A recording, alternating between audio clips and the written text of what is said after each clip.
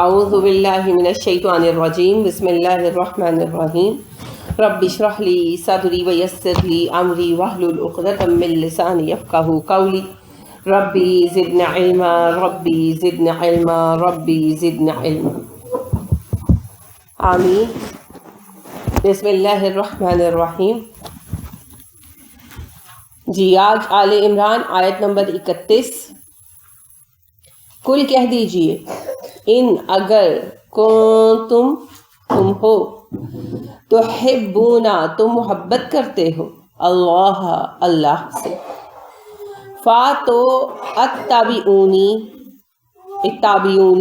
تم پیروی کرو میری، یحببکم وہ محبت کرے گا تم سے، یا لفظی مطلب آپ دیکھ رہے ہیں نا جس میں آپ کو کنفیوژن آتی ہے۔ یحبب وہ محبت کرے گا کم تم سے، اللہ یحببکم اللہ تم سے محبت کرے گا، اور یغفر وہ بخش دے گا لکم تمہارے لیے ذنوبکم تمہارے گناہ، واللہ اور اللہ غفور بخشنے والا ہے رحیم مہربان۔ سنیے آیت، چلیے دوبارہ سنیے۔ قل ان کنتم تحبون اللہ کہہ دیجیے اے نبی صلی اللہ علیہ وسلم اگر تمہیں دعویٰ ہے کہ تم اللہ سے محبت کرتے ہو، فاتبعونی تو تم میری پیروی کرو، یحببکم اللہ تم سے محبت کرنے لگے گا، ویغفر لکم ذنوبکم تمہارے گناہ بخش دے گا، واللہ غفور الرحیم اللہ تو ہے ہی بخشنے والا مہربان۔ کیا سمجھ آئی؟ کیا دل پہ اثر کیا آیا؟ تشریح نہیں مانگ رہی میں، سنی آیت مطلب بھی سنا تو دل پر کیا کیفیت کیا اتری؟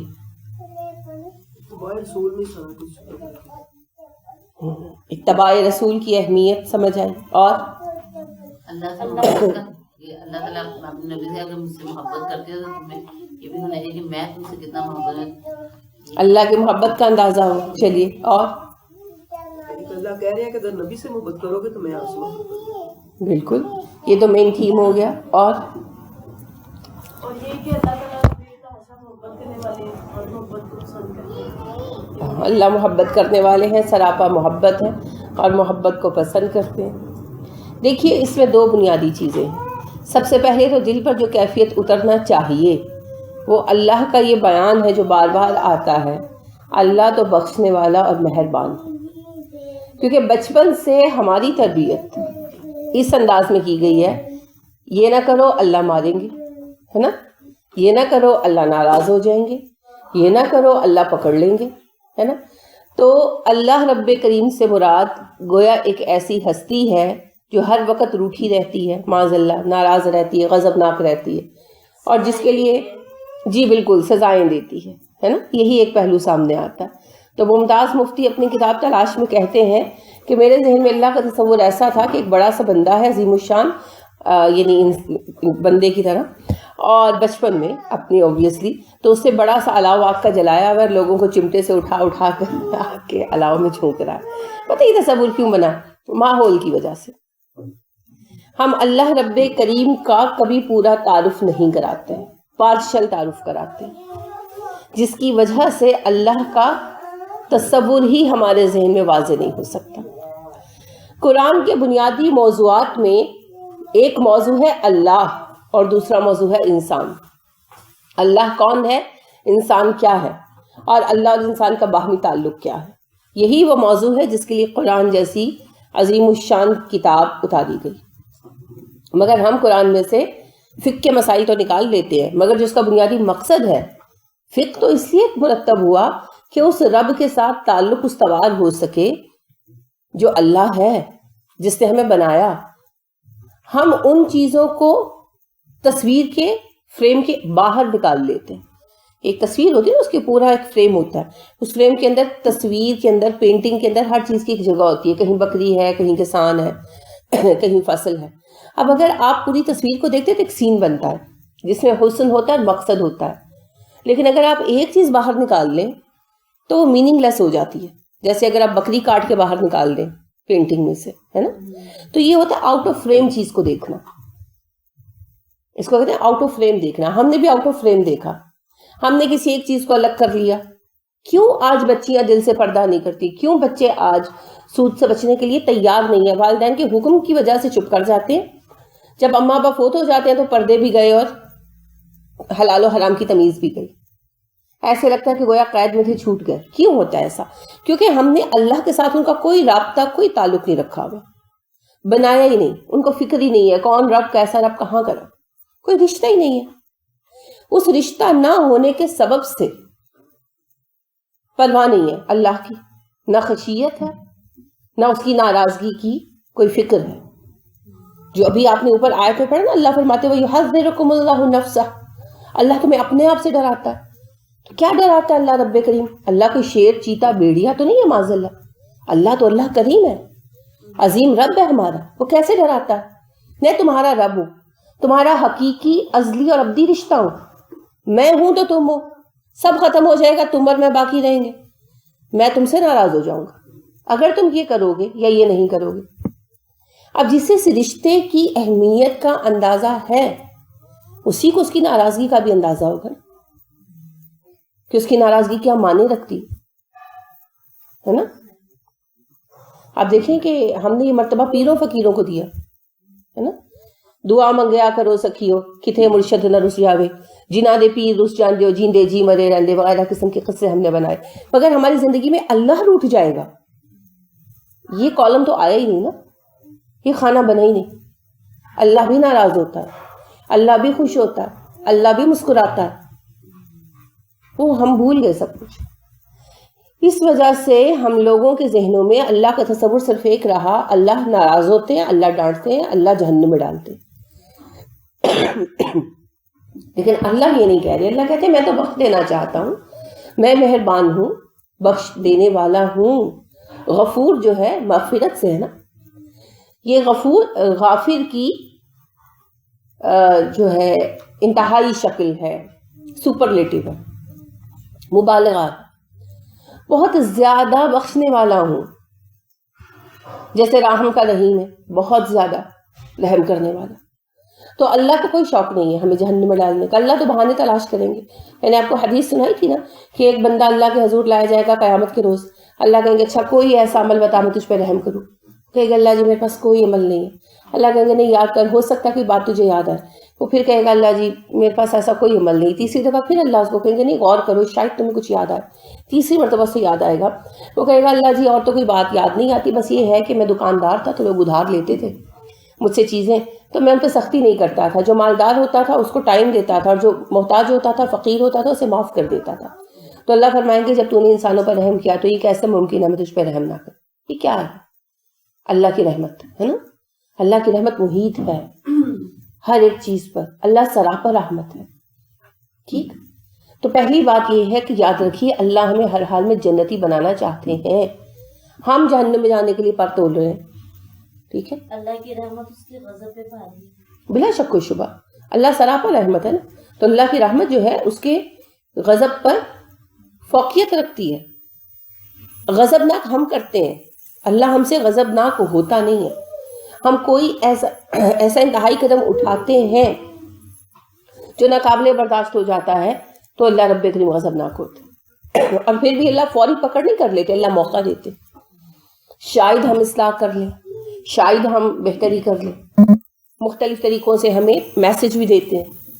پھر کوئی ایسا لیول وہ اللہ کو ہی پتہ، کیونکہ ہمارا وہ پیمانہ ہی نہیں نا. ہمارے تو پیمانے بہت چھوٹے چھوٹے ہیں. اللہ کا پیمانہ بھی اللہ کی طرح عظیم الشان ہے. میں سوچتی ہوں اور حیران ہوتی ہوں کہ پتہ نہیں وہ کون سے کام ہیں جن سے اللہ کا پیمانہ صبر لبریز ہوتا ہے. ہمارے تو خیر پیمانے کیا، ہماری دھوم تو اتنی پھیلی ہوئی ہے کہ کوئی بھی پاؤں رکھ دیتا ہے نا، ہم جاؤ شروع کر دیتے ہیں. ہماری بات اور ہے. لیکن اللہ کریم سب سے زیادہ تحمل والا ہے. رسول اکرم صلی اللہ علیہ وسلم نے فرمایا تمہارا رب سب سے زیادہ صبر والا ہے. کہ لوگ کہتے ہیں اللہ کی اولاد ہے اور اللہ اس پر بھی صبر کرتا ہے نا، کرتے ہیں. اللہ کریم اس بات پہ صبر. تو اللہ کا پیمانہ صبر لبریز ہوتا ہے. کسی کے لیے حکم آ جاتا ہے اس کو مٹا دو، اس کو ختم کر دو، بندہ یا گروہ یا قوم، تو وہ پتہ نہیں کون سے فعل ہوتے ہیں جن سے اللہ اتنے ناراض ہوتے ہیں. اور جہاں تک میرا مطالعہ اور میرا علم ہے وہ فعل وہی ہیں جو انسانیت کے لیے خطرناک ہوتے ہیں، ورنہ اللہ اور کسی چیز سے ناراض نہیں ہوتے اس طرح. کیونکہ اللہ کی بادشاہت کو کوئی نقصان نہیں پہنچا سکتا ہے نا، ممکن ہی نہیں ہے. لہٰذا اللہ کو نہ کوئی خطرہ ہے، نہ اندیشہ ہے، نہ ناراضگی. اللہ ناراض تب ہوتے ہیں جب انسانوں کی بقا اور انسانوں کی تہذیب کی بقا کے خلاف ایسے کام کیے جاتے ہیں کہ وہ واقعی خطرے میں پڑنے لگتی ہے. اس وقت پھر اللہ رب کریم اسپیئر نہیں کرتے، معاف نہیں کرتے. تو وہ اللہ کا ہی حساب کتاب ہے، وہ اللہ ہی جانتے ہیں. جی اس لیے کہتے ہیں کہ بے حیائی کی سزا فوراً ملتی ہے. قوم کو اگر کسی قوم میں بے حیائی آ جائے تو اس کی سزا فوراً ملتی ہے. بے حیائی کی سزا فوراً ملنا تو نہیں ہے درست، لیکن یہ ہے کہ بے حیائی کے نتیجے میں رزق کی کمی اور برکت کا خاتمہ ہوتا ہے فوراً. یعنی کہ دیکھیں اپنے اپنے ویوز ہیں نا لوگوں کے، اس طرح سے کوئی حدیث یا کوئی اثر نہیں ہے یہ بات نا. لیکن بالکل دیکھیں بے حیائی بذات خود سزا ہے. آپ کیا سمجھتے ہیں بے حیائی کو؟ بے حیائی کسی قوم میں ایک دن میں نہیں آ سکتی.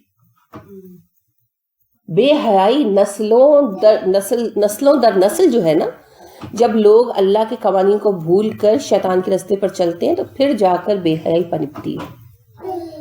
جب تک اندر سے کوئی بے حیا نہ ہو لباس نہیں اتار سکتا.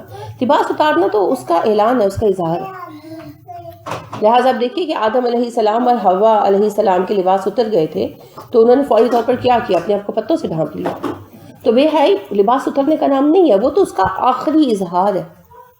بے حیائی تو اندر کی کیفیت کا نام ہے، اور یہ نسلوں میں جا کر اندر پیدا ہوتی ہے، ایک آدھ دن میں نہیں ہوتی. اچھا آپ کو یاد ہے آپ کی میٹرک کی ایف اے میں اردو لازمی میں ایک کہانی ہوا کرتی تھی، پنجابی زمیندار کی کہانی، میرا خیال ہے شاید ایف اے میں تھی. تو اس میں یہ ہوتا ہے کہ اس کا باپ مرتا ہے تو اس کو وہ کرنے ہوتے، فوج میں ہوتا ہے وہ، تو اس کا باپ مرتا ہے تو چیلم کل وغیرہ کے لیے پیسے ادھار لیتا ہے ایک مہاجن سے سود پر. پھر ماں مر جاتی ہے تھوڑے عرصے میں تو وہ اس کے لیے سود لیتا ہے. اچھا ماں کے مرنے سے پہلے اس کا بیٹا ہوتا ہے تو بیٹے کی وہ خوشیاں وغیرہ کرنے کے لیے سود پر قرض لیتا ہے. تو اس سے سود کا قرض اتنا زیادہ ہو جاتا ہے کہ اس کے لیے ادا کرنا ممکن نہیں ہوتا. تو ڈگری جاری ہو جاتی ہے جس کی وجہ سے فوج سے بھی نکال دیا جاتا ہے، بے روزگار بھی ہو جاتا ہے. تو وہ اپنی زمین آباد کرنے کا فیصلہ کرتا ہے. تو پٹے پہ زمین جو اس کی تھوڑی سی زمین ہوتی ہے وہ اپنے ایک مظاہرے کے ساتھ ساجی دارہ کر لیتا ہے، کیونکہ اس کے پاس اتنے پیسے بھی نہیں ہوتے مظاہرے کو پیسے دے سکے. تو آدھی زمین وہ بیچتا ہے اور آدھی جو ہے کاشتکاری اس کا مظاہرہ کرتا ہے. تو مظاہرے کے ساتھ اس کی بیوی برابر کا کام کرتی ہے. تو اس کے ساتھ کوئی کام کرنے والا نہیں ہوتا، اس کو بڑی دقت پیش آتی ہے، اس کی فصل اچھی نہیں ہو پاتی. یہ ایک کام کرتا ہے دوسرا خراب ہو جاتا. تو یہ اپنی بیوی کو کہتا ہے کہ اب نیکسٹ فصل میں تم میرے ساتھ کام کرو گی. اور اس کی بیوی چونکہ گاؤں کے طبقہ اشرافیہ میں سے امیر لوگوں میں سے ہوتی ہے تو وہ پردہ کرتے ہیں شروع سے، ان کے گھر میں صحیح پردہ ہوتا ہے. تو وہ پہلے دن اس کا جو مین حصہ وہ یہی ہے کہ وہ اپنی بیوی کو کہتا ہے کہ بس آج تم نے کھیت میں آنا ہے. تو وہ جو کھیت میں آتی ہے وہی اس کا ماسٹر پیس تھا کہ اس سے چلا نہیں جاتا گھر سے نکل کر، کیونکہ وہ ساری عمر گھر سے نہیں نکلی ہوتی. تو اس کو ان کے مشکل وہ کھیت میں پہنچتی ہے. وہ پورا جو حصہ ہے وہ بڑا تکلیف دہ اور دردناک ہے کہ وہ ایک ایسی عورت ہے جس نے ساری عمر گھر سے باہر نکل کر نہیں دیکھا اور گھونگھٹ کیا ہوتا ہے اس نے، بڑی مشکل سے وہ چل کر آتی ہے اور کھیت تک پہنچتی ہے اور وہ دور سے اپنی بیوی کو دیکھتا ہے اور جو اس پہ گزرتی ہے وغیرہ. تو وہ جب آتی ہے کھیت میں بیٹھتی ہے تو گھونگھٹ ذرا سا اٹھا کے کھیتوں کو دیکھتی ہے تو وہ اس پہ کہتا ہے وہ ایسے دیکھتی ہے جیسے بچہ چڑیا گھر میں آ کر پہلی دفعہ جانوروں کو دیکھتا ہے. تو دیکھیں اس واقعے کو میں نے اس چیز کو کیوں دہرایا؟ اگر آپ میں سے کسی کا بچہ پڑھتا ہو تو اس کہانی کے اس حصے کو دیکھیے گا. جب حیا اندر ہوتی ہے نا تو بہت مشکل ہوتا ہے پردے کو چھوڑنا، اپنی حدود کو کراس کرنا. جب آج کل آپ دیکھتے ہیں نا تو لوگ بآسانی سب کچھ کر لیتے ہیں کہ پردے کر رہے ہوتے ہیں، عبائے پہن رہے ہوتے ہیں، ویل کر رہے ہوتے ہیں، اور ایک دن کے اندر شادی ہونے کے یا ماں باپ کے مرنے کے سب کچھ اتر جاتا ہے. جب تک اندر سے آمادگی نہیں ہوتی نا یہ باہر کی تبدیلی نہیں آ سکتی. تو بے حیائی تو بذات خود سزا ہے اللہ کی نافرمانی کی، کیونکہ حیا جب ختم ہو جاتی ہے تو ہر برائی کا دروازہ کھل جاتا ہے. رسول اکرم صلی اللہ علیہ وسلم نے ارشاد فرمایا ایمان کے 70 حصے ہیں جن میں سے ایک حصہ حیا ہے. اور دوسری حدیث مبارکہ میں آپ فرماتے ہیں جب تم بے حیا ہو جاؤ تو جو چاہے کرتے پھر، کیونکہ پھر فرق نہیں نہ پڑتا. تو لہذا حیا تو بڑی اہم چیز ہے. حیا سے مراد جھجک نہیں ہے، حیا سے مراد ہے اپنے وقار کا خیال رکھنا. اللہ نے ہمیں انسان بنایا اور مومن بنایا تو اپنے اس سٹیٹس کا خیال رکھنا. تو لہٰذا اللہ جو ہے یہ بخش دینے والا اور مہربان رب ہے. اب اللہ بخشنے کا بنیادی اصول ہمارے ہاتھ میں دے رہے ہیں. سب سے پہلے ہمیں یقین ہونا چاہیے اللہ ہمیں بخشنا ہی چاہتے ہیں. جب تک یہ یقین نہیں نہ ہوگا تب تک ہمارے اندر ہمت نہیں آ سکتی.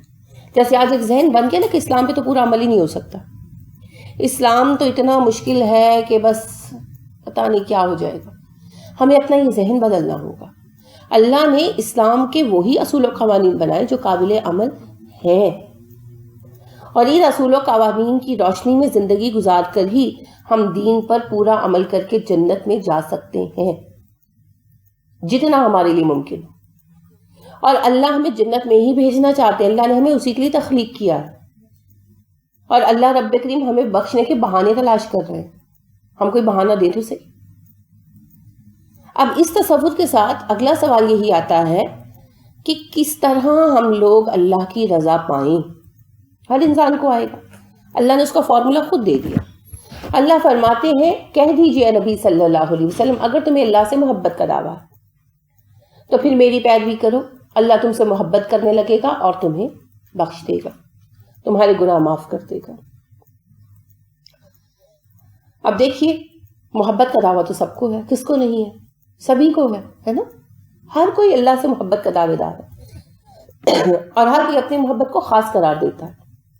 جو میرے رب سے تعلق ہے میں اس کے مطابق دعا کر چکا ہوں.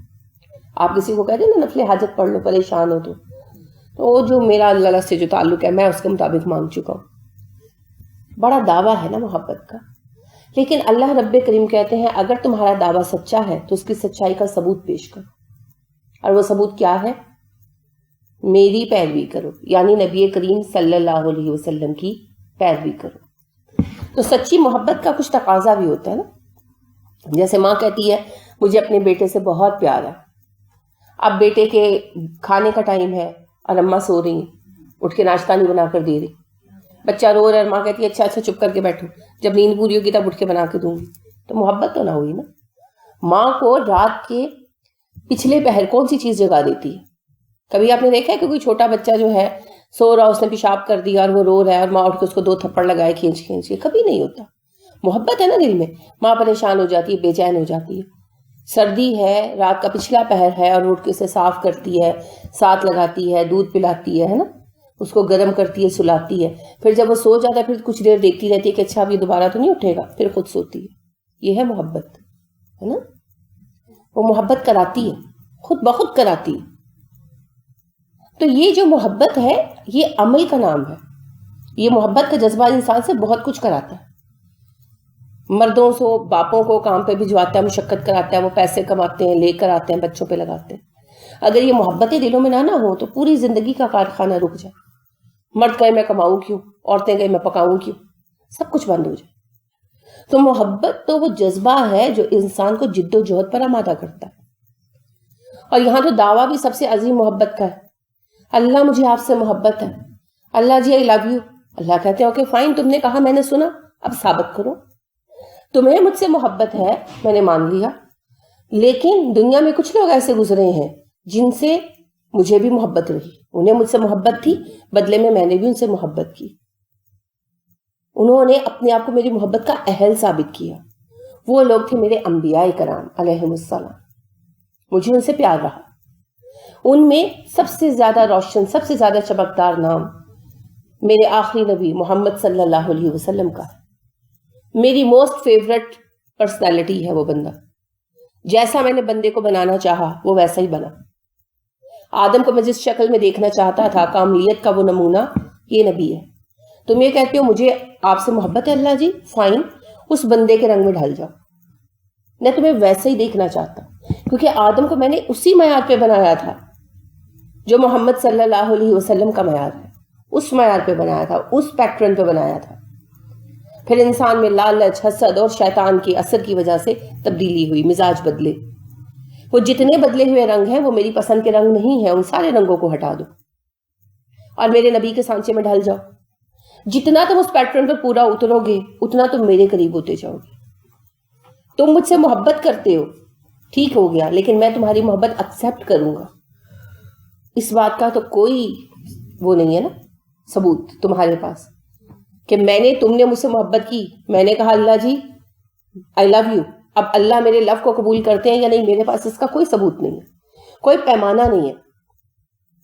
اب اللہ وہ پیمانہ دے رہے ہیں. اللہ کہتے ہیں میں تمہاری محبت ایکسیپٹ کروں گا.